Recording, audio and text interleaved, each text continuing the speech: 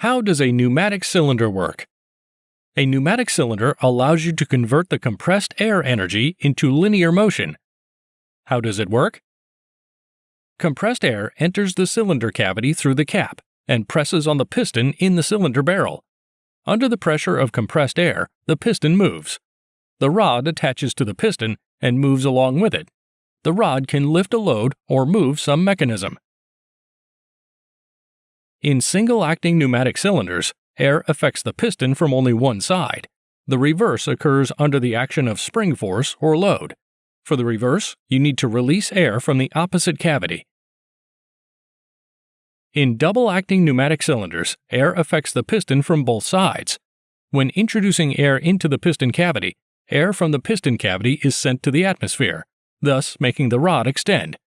To retract the rod, you need to supply compressed air to the rod cavity and connect the piston cavity to the atmosphere. What's inside a pneumatic cylinder? A cylinder piston is inside a cylinder barrel, a pipe with a smooth inner surface. The piston has seals for separating the piston and rod cavities. The piston may also have piston guide rings. They ensure the sliding of the piston along the cylinder barrel. Magnet rings are needed so that sensors can determine the position of the piston. A long rod with a polished surface is attached to the piston. An O-ring seal is attached to the joint between the piston and rod.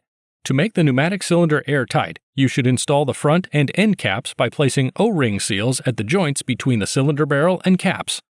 These caps have holes for supplying compressed air.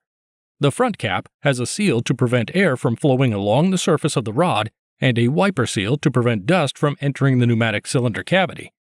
Rod and cylinder barrel surfaces in contact with the seals must be very smooth to avoid damage to the seals and ensure close contact. A pneumatic directional valve is needed to control the pneumatic cylinder.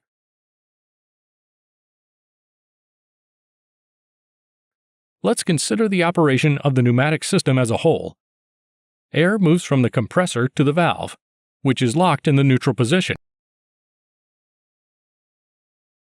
When switching the valve, compressed air will move from the compressor to the piston cavity, and the rod cavity will connect to the atmosphere.